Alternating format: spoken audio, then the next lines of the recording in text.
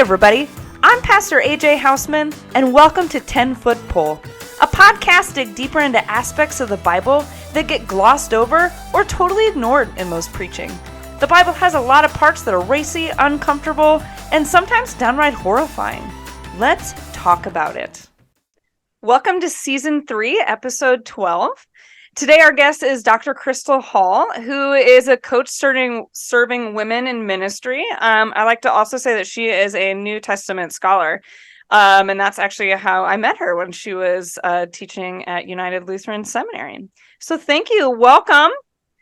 Thank you so much. Thanks for joining us on our fun Advent study on Un-Ladylike as we talk about our matriarchs. So this is week 2 of our study. Last week we talked about Tamar and her scandalous story and claiming her place in the patriarchy. If you are a week behind on the study, no worries. Everything is still available. The materials on Tamar's episode are still on the website, and you can find the materials for this week there as well by going to 10footpolepodcast.com/unladylike. This week, we're going to talk about Rahab. Rahab is the second matriarch that is listed in Matthew's genealogy of Jesus. So as we slowly read through this, I'm going to read verses 4 and 5 of Matthew chapter 1. And this is the New Revised Standard Version Updated Edition, which really doesn't make any difference in these at all. But anyways, Aram was the father of... I didn't practice this name ahead of time. Aminadab. And Aminadab is the father of Nahshon. And Nahshon is the father of Salmon. Did you say Salmon? Salmon? Salmon? Sure. Is the father of Boaz by Rahab. And Boaz is the father of Obed by Ruth. And Obed the father of Jesse, who is the father of David. But that's in next week's verse. So 2 of these matriarchs that we read here are Rahab and Ruth. So we'll talk about Ruth next week. So please come back and stay tuned for that. But Rahab is fun. So Rahab shows up in the book of Joshua. She's only mentioned by name in chapters 2 and 6. And what's going on there. Do you want to talk a little bit about that? Or do you want me to kind of talk about where we kind of throw Rahab into this story? Sure. I can do some retelling of what's happening in Joshua for sure. Great. Yeah. Yeah. So a little bit of context to start about who Rahab is. She's described in the text in Joshua 2 and in Joshua 6 as a prostitute. So in modern terms, we could call her a sex worker. There's lots of other terms in the Bible that get used, like harlot, which is a older term, but I want to acknowledge that there's some different terminology here. In her context, that would have meant that she was legally independent. She wouldn't have functioned within a traditional patriarchal structure as a daughter or a wife or a mother under the control of a male head of household, but she has an independent legal status that functions outside of, certainly within patriarchy, but outside the traditional patriarchal family. Well, she seems to kind of function as the head of her household. She does. Absolutely. Yeah. And, and we'll get into like all the ways that like she's taking care of her family. It's not just her, but like there's everybody. There's mom and dad and brothers and sisters. And like there's that really interesting little line about and all the people with like all the people associated with them. Yeah. So it's this it's not just Rahab, but it's Rahab plus. Yeah, her whole household. A fun thing about her occupation, Robert Alter, I love his translations and comparing them. And so the podcast audience has heard me talk about many of them. Says whorewoman is the term that he uses to very intentionally be specific about what her occupation is, because people have a tendency to want to translate it to innkeeper, to make it a little bit more palatable for people who don't want to think about this woman being a sex worker, right?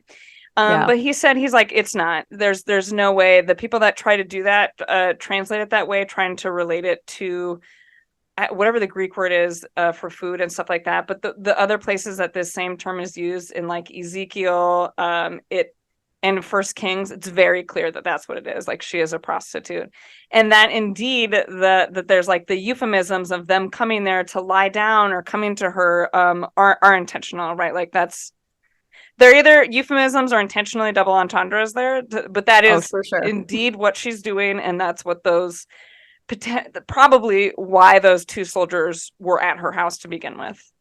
Yeah.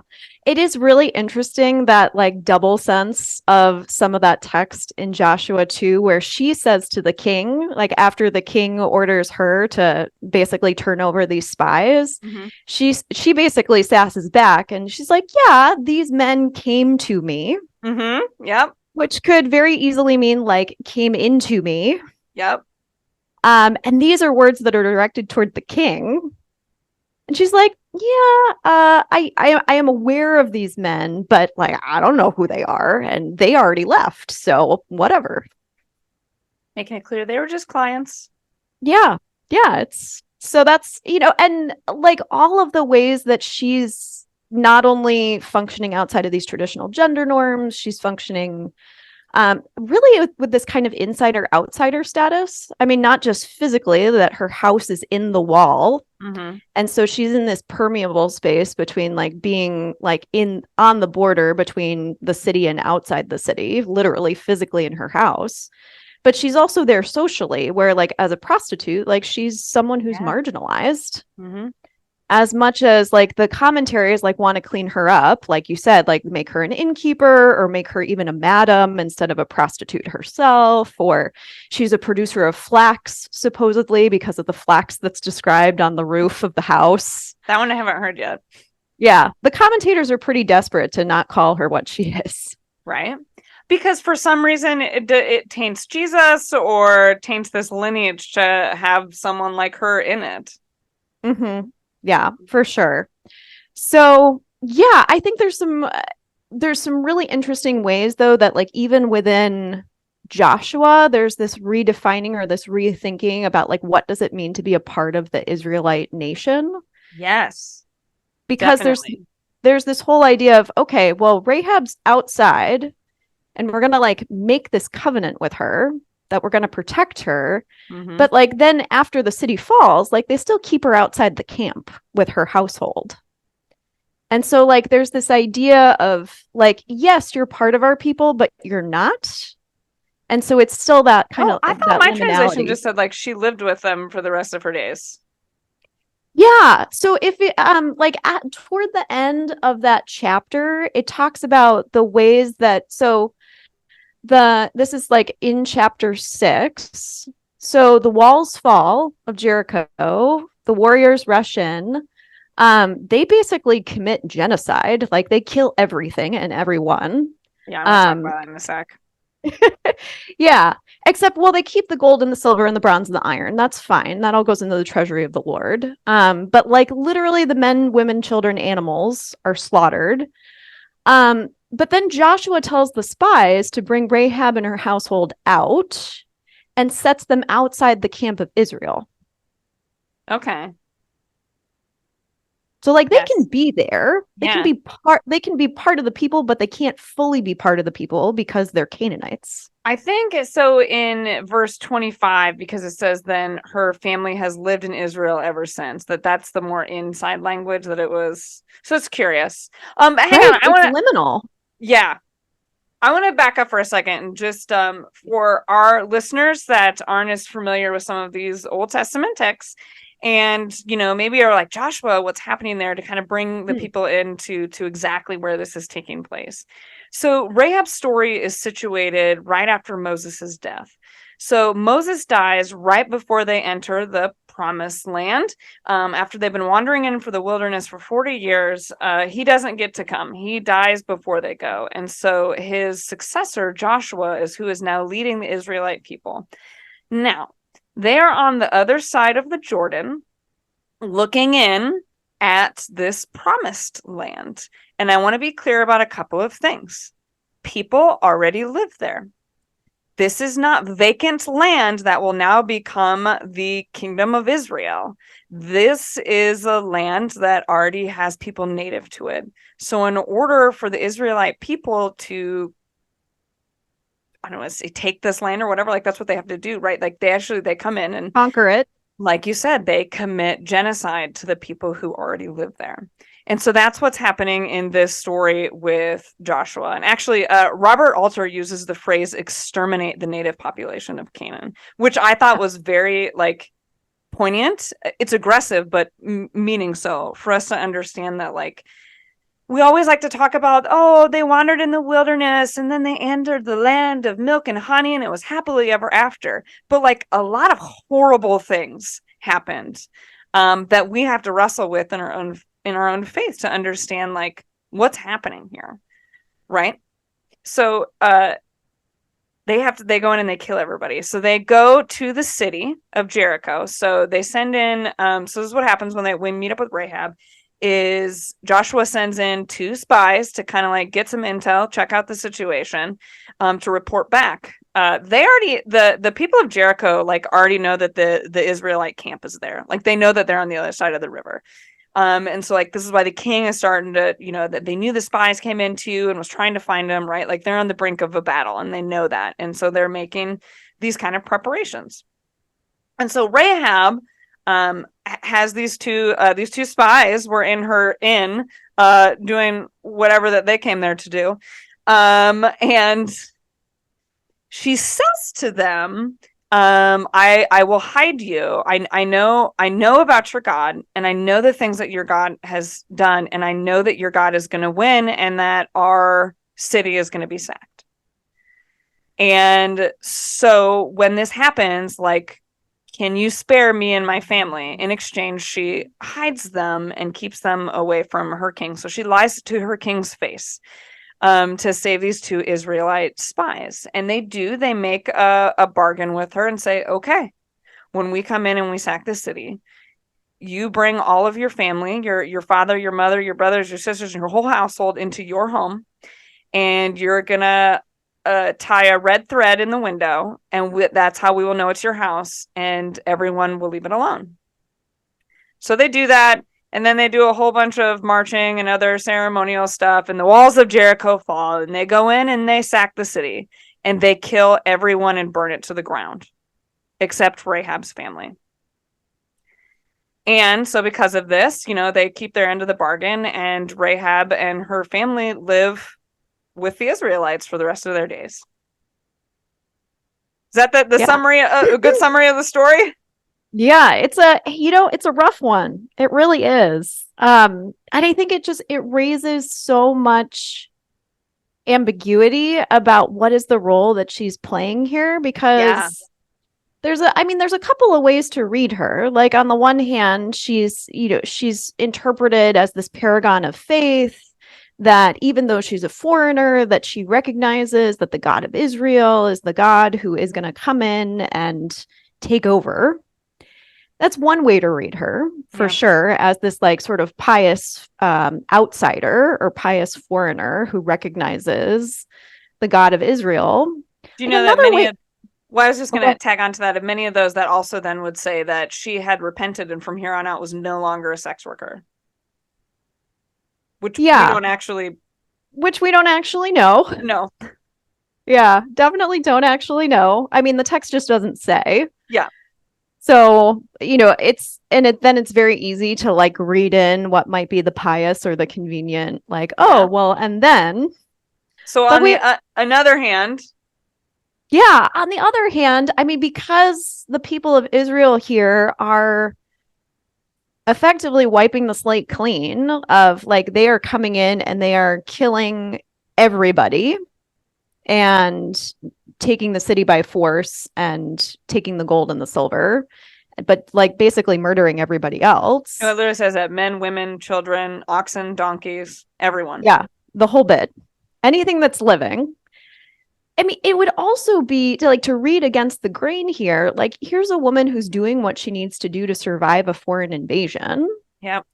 Because she sees pardon the pun here, but like she sees the writing on the wall Like she knows the destruction that's coming.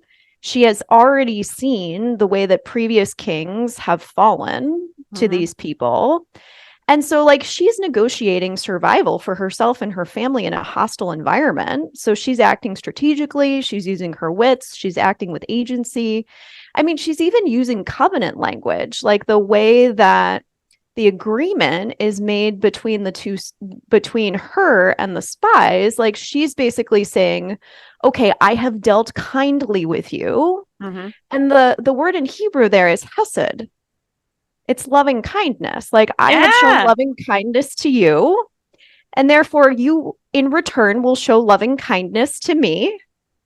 And so they have this agreement in her house, which is they create basically this covenant of reciprocal protection. They're like, okay, I have dealt kindly with you, now you will deal kindly with me. And then Rahab lets them out the window, and they rappel down the wall or whatever they do. But what's so interesting about what happens next is, like, once they're outside the wall and they're outside her home, the spies renegotiate the covenant. And the spies are like, oh, actually, we made this covenant, but we're also going to add all these details. Like, you need to tie this crimson cord. We're released from the agreement of if your entire household isn't in the house. We're released from this agreement if you tell our secret, right? They add all these additions to the covenant after it kind of makes you think, like, if you're reading, like, if I were reading a novel and I heard that, like, and this is, my initial thought, I was like, oh, they're going to do something to try to get out of it. That's how it sounds, right? Right. Yeah, it totally does. And so, I mean, from what we can read retroactively from chapter 6, like, they maintain both sides of the covenant. Like, Rahab does what she's agreed to do. She puts her whole family in the house. And Joshua and the spies do what they've agreed to do. They save Rahab and her household, absent everybody else dying. Yeah. So it's, both ends of the covenant are upheld. It's an example of hesed, but it's one that's occurring in a much more difficult context. Yeah. I'm glad that you bring that up, because I think most of the places that we, like, hear this hesed, it's usually God that's, like, doing it, that this is how we understand God's God's blessings, loving kindness to be, right? So to have that language between two people that's really important. That would have been a key factor to read in the Hebrew language that I think gets translated out. Yeah. I mean, it's that language there is inherently the kind of language that God would use for God's people. Yeah. But here we are seeing it between individuals, but also more broadly between these individuals that are representative of these larger entities. Different people. What's really fascinating to me with kind of this thing, when you kind of think about, like, Rahab's motivations and stuff. So my immediate thought is to go to the second thing that you said, this idea that, like, she's just, it's self-preservation, right? I think about that. If I ever were in a situation where someone were to, like, threaten the life of my child or whatever, I would do whatever, I would say whatever you needed to hear, if that meant, like, saving the life of my family, right? And so, I don't know. It's just fascinating to me that she does get held up as someone who's, like, this great faith, the faith of Rahab, right? Which is why she gets referenced in the epistles. But I wonder, like, is that really what's going on? Yeah. I don't know. And I'm not sure we'll ever know, in the sense that, like, there's so much the text doesn't say. And there's so much that could be read either way. I mean, one of the beautiful things about the Bible is the way it interprets itself, in that, like, we do have these traditions from the epistles that interpret her in one way.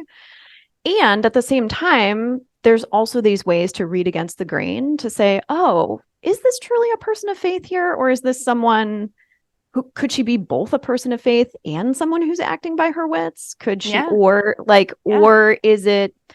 or is she just here to survive? And maybe there's nothing wrong with that. But, like, the tradition here always wants to go toward, like, the more pious reading, which is really interesting. I think, in my opinion, even if it is that she's just saying even if she is, like, she just needs to survive, I think that there's also something still like telling, right, that like as representatives of God's people, right, they still upheld their end of the bargain and kind of took them in. So like there still is that sense of loving kindness from God's people that I think would have made a difference too in her life. Yeah. Yeah, since you mentioned the epistle tradition, should we take a look at some of those passages? Cool. So there's two references to Rahab. There's one in Hebrews, chapter 11, verse 31.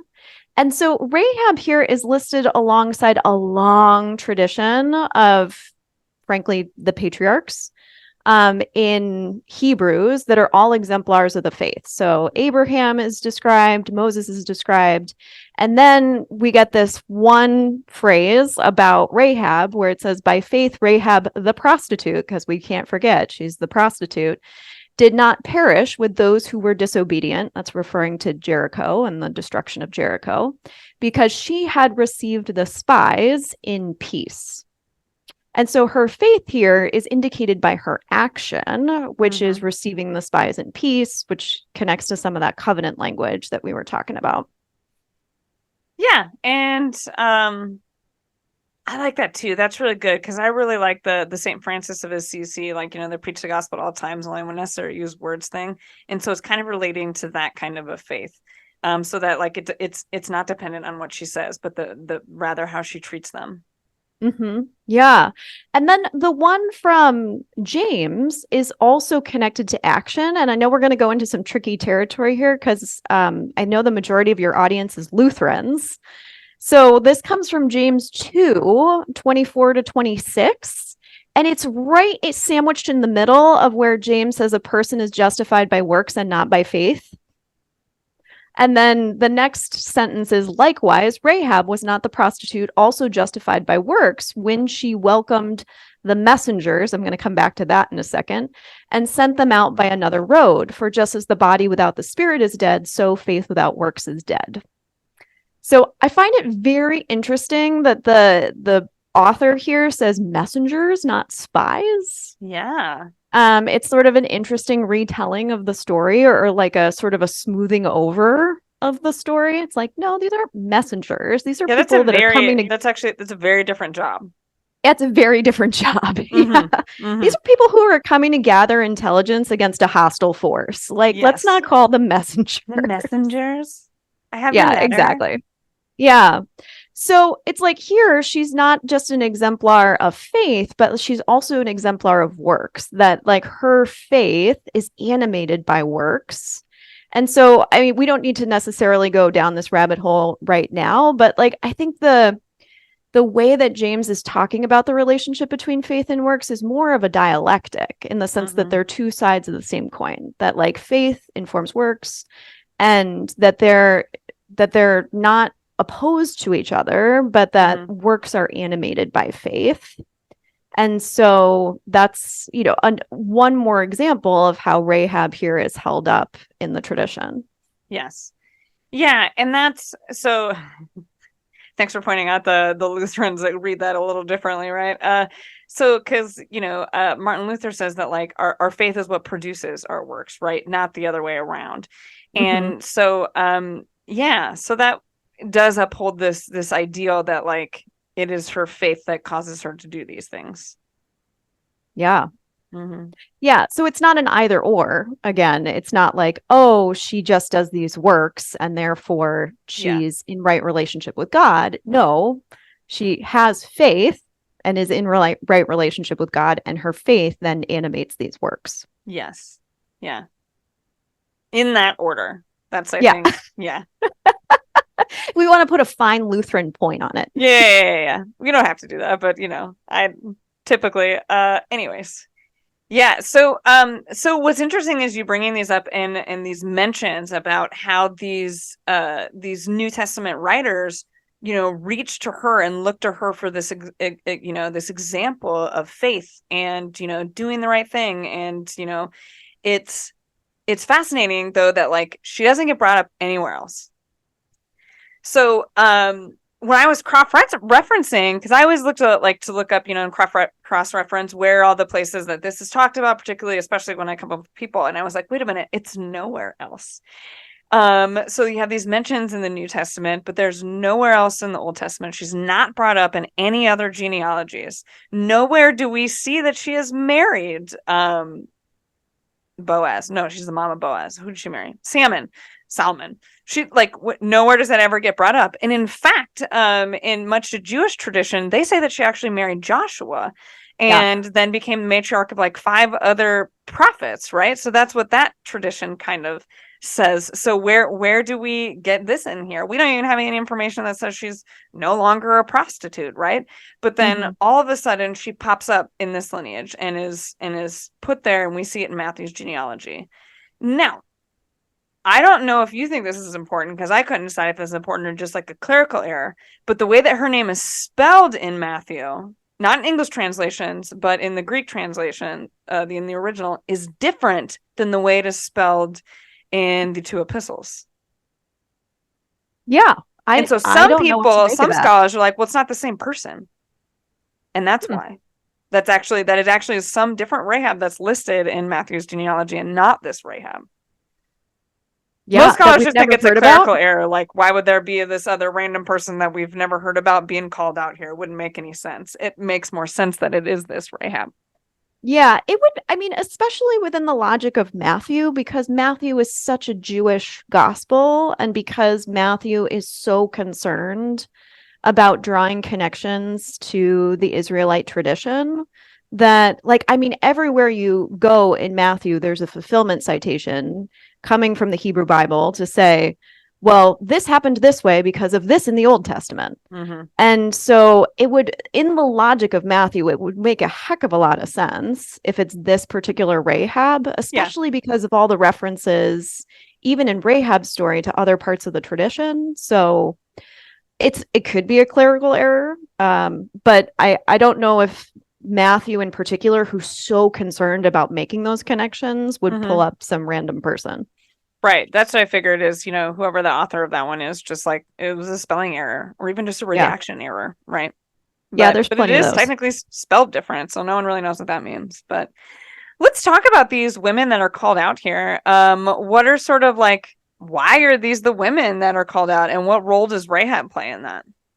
Yeah. Well, I mean, I just want to back up just for a second, and I'm sure some of your other guests in this series are going to speak to some of this as well. That, I mean, a genealogy, let's just name that a genealogy is such a patriarchal tradition. Yeah. Because you have, I mean, as you read the text, you have a father who begets a father who begets a father, as if there are no women involved in the process. They're completely elided in a traditional genealogy. And so the fact that we have women at all, I'm sure all of your guests are going to speak to the fact that it's extremely unusual to have women listed in a genealogy at all, because, I mean, it's just assumed, oh, well, a woman is part of the household, she's part of my property, so there's no need to list her because she isn't seen as the person who carries on the name or the lineage. She is just the vessel through which that happens. Yeah. And why Rahab in particular, I think, is really interesting to consider, because in the text it says Salmon fathers Boaz, and Boaz then has his own interactions with Ruth, which you'll talk about next week. Yeah. But it says by Rahab, and it doesn't say in the text whether she's a legitimate wife. It doesn't say whether she's functioning here as a prostitute or as a concubine. It's ambiguous. So we get this by language, just like with Tamar and Ruth and Bathsheba, that they're all functioning outside of reproductive norms. I wonder here if there's some interesting connection between, we have Rahab the foreigner, and then who is the mother of Boaz, who marries Ruth, who's also a foreigner. I wonder if there's some ways in which, and this is me reading into the text, maybe Boaz is even more attentive to the needs of foreigners because his mother was a foreigner. Who knows? Yeah, also possible. Yeah, it's an interesting connection. But so you've got this traditional lineage that's got all of these odd women in it that have interesting sexual histories. Yeah, like they're all sex scandals. All of them. Yeah. Like including Mary's role in here is technically a sex scandal. Oh, for sure. Yeah. And so you've got the genealogy, and then in the very next section where you have the birth of Jesus, you've got basically like two origin stories, if you will. You've got Jesus as the legitimate son of David, integrating these scandalous women. But then you also have in the next section, Jesus as the scandalously illegitimate child of the Holy Spirit. So you've got these like two different versions of events. And like some of that ambiguity to say, okay, well, clearly, all of his bona fides are here. He's the descendant of Abraham. He's the descendant of David. Check, check, check. But we also have here operating way outside of patriarchal norms. I mean, Joseph is not described as his father. Like that's where the lineage breaks. It's not like Joseph, father of Jesus. It's Joseph, husband of Mary, which makes no sense within this structure. Is it this one? Comparatively, the one in Jacob, father Joseph. So the version that comes through in Luke actually does make it seem like the lineage goes through Mary. Yeah, I mean, and Luke's genealogy is so different because it's focused on a totally different. I mean, obviously, Luke's audience is different than Matthew's audience, and Luke's audience is much more Gentile. And so like there's a focus in like tracing the lineage in Luke all the way through Adam, where it's like it's going back to an even more universal origin. And versus here in Matthew, where it's like there's basically like a retelling of the story of the people of Israel in miniature. Yeah. Where you have like the story of Abraham and the patriarchs, and then you have the story of the kingdom and then the exile, and it's like all there encapsulated within this genealogy. Yeah, it is fascinating. So I want to say too, like adding into this genealogy, the women that are here. So the study, as we're calling it, Un-Ladylike, is these women are, none of them are these like proper little housewives, right? Definitely not. Except like maybe Bathsheba, but like that depends on how you view her story, I think, and her agency in it. But part of what I think, like claiming these women is sort of like their agencies in their own stories, and kind of Tamar for sure claiming her place in the patriarchy, Rahab claiming her life and claiming the life of her family and having that such a strong will and being the breadwinner of her family structure, right? That and in the way that she does it, right? Very unladylike of a structure of a family, right? And so to name these women and to call them out in Jesus's genealogy, I think like, what does this tell us about Jesus and about what the author of Matthew wants us to know about Jesus before he even gets on the scene? Like if you're, this was written however many years after Jesus died, right? And so like if you're coming to this community and you're looking for this information, writing for particular, Jewish population that would have been familiar with all these ancestors and these stories, what would be striking that the author wants you to know about Jesus of Nazareth before we even meet him? Yeah, such an interesting question. I mean, a couple of things come to mind. One is that on the face of it, or in the most simplistic reading of it, the author wants you to know that there's this direct connection between the traditions of the people of Israel and Jesus. Like the author wants you to know that this is a descendant of David. And it's even interesting that David is listed first at the very beginning of the genealogy instead of Abraham. So like you would traditionally expect Abraham to go first instead of David. But the author wants you to know, like, descendant of David, check. But what it means to be a part of the people of Israel with the inclusion of this women is a redefinition of what it means to be part of this people. If to be part of this people is to be in relationship with the other, like to be in relationship with the foreigner, to be in relationship with the sexually scandalous, to be in relationship with people who show up in ways that we don't expect or outside of traditional patriarchal social norms. And so I think the author here really wants to communicate, like, yes, this is functioning within the traditions of Israel, but there's going to be some redefining of what it means to be part of the people of Israel. Yeah. And that would be I think shocking for this audience, but also like a necessary thing, as it talks about, as they know that like they're in a time and place where Christianity is starting to spread to non-Jewish folks and what that looks like. And so to say right off the bat here, Jesus is made up of people who aren't, historically an Israelite, and Jesus is made up of all of these stories that just from his very bones identifies with those that don't fit into this normal social mold.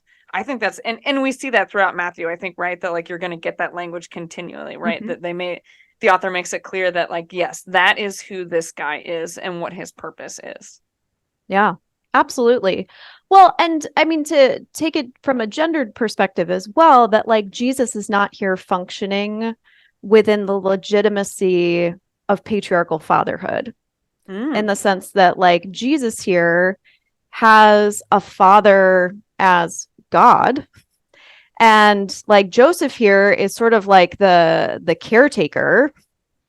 And granted, like the infancy narrative in Matthew is very different than the infancy narrative in Luke, but because in Matthew, Joseph has a lot more agency. Like he's really the one who's like driving the action, where he has these dreams and he makes this decision, and which again is all echoes of the Joseph tradition in Genesis. But there's so many ways in which Joseph's role as father is decentered, and Mary's role here, to say Mary is described as basically the primary character if Joseph is her husband. I mean, that's very unusual language. Yes. So it's like the author here wants you to know that like Jesus is not functioning within those patriarchal norms of parenthood too. Yeah, that would be very apparent to hear. They're like, whoa, why did they say it like that? That makes total sense too. And again, like continues, I think, to explain and exemplify what Jesus is about to do, which, it's just very jarring, like just within a genealogy, how the author can make such a bold statement with just that quick switch of a language there. Mm-hmm. Yeah. Well, and highly unusual language. And I mean, and the inclusion of foreigners particularly with the women, it's like not only do you have foreigners included within the genealogy, but particularly women. So it's like there's a double marginalization there, where it's like you're already a foreigner, but now you're also a woman. And let's add then a third layer where, and you're also acting in ways that are sexually scandalous. So it's like a triply marginalized set of people. Yeah. And just absolutely, I don't know. I love it. It's absolutely fascinating. But I think you're right though. Like it really draws into who Jesus is and who he's doing ministry to. Mm-hmm. Yeah. But it's not status quo here. Yeah, no, not at all. I wanna bring us back to Rahab just a little bit and kind of talk about, so you had mentioned her being sort of like triply marginalized here. And so she's a foreigner, right? So she's a Canaanite, which, to be honest with you, she's not a foreigner. Really, they're foreigners. She's from here. If we want to get technical, she is indeed the indigenous population. So not a foreigner. But sort of becomes grafted then onto this tree. Do you know why, or where the reference anywhere else, even outside of scripture, that she is referenced to be in any way related, to that she gets listed as Boaz's mother, or any other genealogy about him? As you already mentioned, there is that rabbinic tradition of her being the wife of Joshua, but outside of that, I couldn't find anything in my research. So she just appears in Matthew, and we have no other way of verifying that information. Because like No. even, like I know like Tamar comes up and so does Bathsheba comes up in other genealogies, right? Like this isn't the first time you hear that information by the time we get to Matthew. Yeah, well, I mean, and it's just one more example of the way that women are marginalized within, I mean, what frankly is an inherently patriarchal text. I mean, it's Yeah. shaped by a patriarchal worldview, it's written by men. And so to have, I mean, the fact that a prostitute is named at all Yeah. is already unique in the sense that, like, within this worldview, like, women who are prostitutes have no value and therefore are not worthy of names. And so the fact that she has a name at all is it already significant, even though she's not appearing in other parts of the tradition, which is not to excuse. Like, I want to know the story of Rahab. Like, what was her life like? But unfortunately, like the text just really reflects the worldview in which it was produced, which is that these women are not at the center of the story. I don't know. Like I feel like if you think about the story of Jericho, I mean, she really is at the center of it, though. If you think Mm. about, an entire it actually so it reminded me very much of a flood like story. You have this God ordained slaughter of all of the world or all of Jericho except this one family. And so if this is, it also reflects that covenant language, right, too. So this is sort of like her house is that ark, right? And this is the sign in the tree, which is, another symbolism of this red ribbon is a symbol of, the red blood in the Passover. And it just, so like, there's so much symbolism in this story. For sure. That, I mean, to me, it does, it puts her right at the center of what's happening in this destruction of this place. Yeah, certainly at the center of this story. I absolutely agree with that. And the fact that like she's there is really significant. And the fact that we don't hear about the Rahabs in the tradition, like Yeah. when we pull out the lens, like there must have been so many Rahabs that had key roles in any number of moments in the Hebrew Bible or even in the New Testament. And yet like the tradition at large, like the tradition in a as a whole, chooses largely not to tell these stories. We have this one, which is amazing that she's there. And like when we pull the lens out further, there's, I mean, it's very few and far between that we have any of these stories. I mean, the fact that Ruth is the only, besides Ruth and Esther, are the only two books in the Bible that are named after women. Everybody else is men. Yeah. Just points to the larger lack of women's agency. Yeah. Yeah. And then also for her to be held up as one of like the vertigo, these great people of faith, like you would find like next to Abraham and stuff. Yeah, it's almost kind of instrumentalizing. Yeah. One other thing that I wanted to share is a quote from John Collins talking about the violence that we experience in this story, as well as some other places in the Bible. So again, understanding the entire book of Joshua, and as they move into the Judges period of like really understanding that the Israelite people are violent and they do a lot of horrendous acts, all supposedly justified by God, right? And so what John Collins says is what is troubling in the biblical text is the claim that such an action is justified by divine command, therefore praiseworthy. But the examples of Joshua and some others are enshrined in scripture and are likely to lend a cloak of legitimacy to such actions. And to me, this is a piece of this story around Rahab that I think that we need to wrestle with more in our faith, is all of these acts of violence that are done in the name of God. And that's not just limited to the Bible, right? Like it continues throughout history. How many people have died, have been sacrificed? Yeah, absolutely. I mean, it is I think a really important theological issue to deal with, especially if you read with the text. If you read these stories as normative, that it can very easily become a glorification and a justification of violence. Yeah. One of the ways that I often invite people to wrestle with this question of the violence, especially in the conquest narratives, is to consider how it holds up a mirror to our own experience as humans and how it invites us in the less likable parts of our character, in the violent parts of our character as humans, that what's the invitation here to see what's held up for us, and how does that invite us to reflect on where that's showing up in our own lives and in our own ministries, and not to normalize it or to glorify it, but to use it as an invitation to reflect on ourselves. Because, I mean, one other dimension of the violence here that isn't explicitly talked about in the text is, I mean, prostitution would have been an inherently violent institution, where that would have been, I mean, the vast majority of these people would have been slaves. They would not have consented in the modern notion of that word. I mean, consent certainly didn't exist as a concept in antiquity. But the inherent sexual violence that would be associated with prostitution, and it's completely normalized in the Bible. Like, it's just it's not critiqued.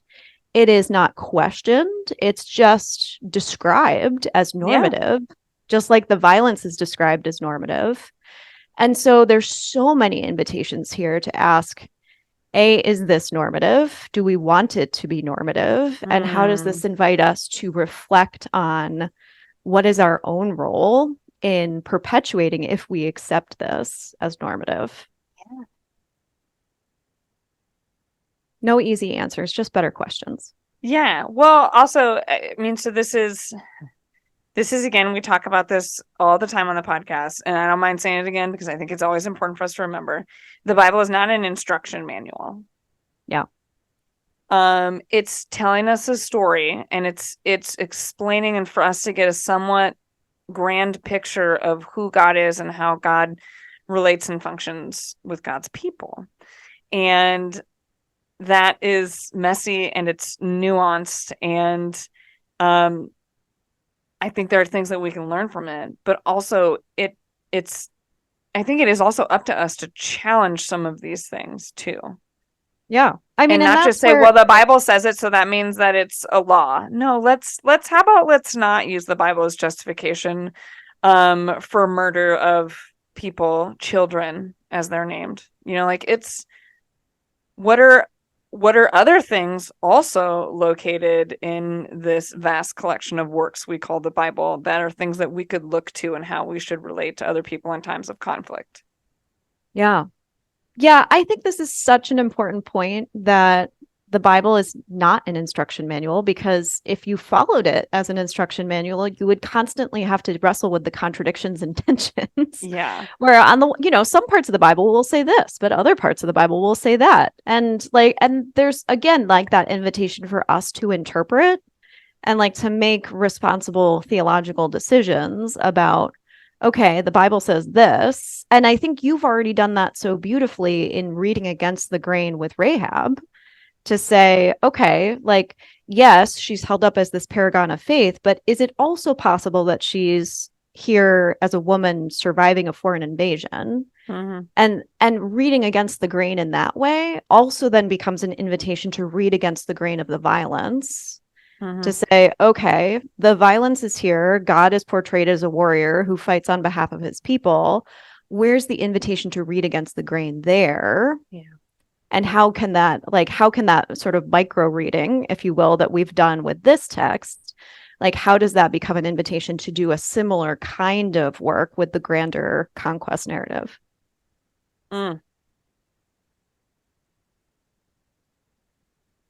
That sounds like another really great study that we could get into for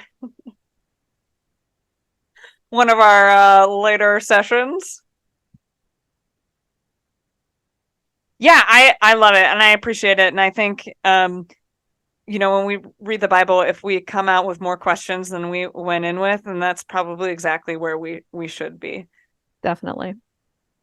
But thank you for joining us today as we dive into more about who Rahab is and what her story was like. I don't think she's a person that gets talked about very often and doesn't come up in the lectionary. And so, like, it's important for us to kind of name her story and to talk about her. So thank you so much for joining us.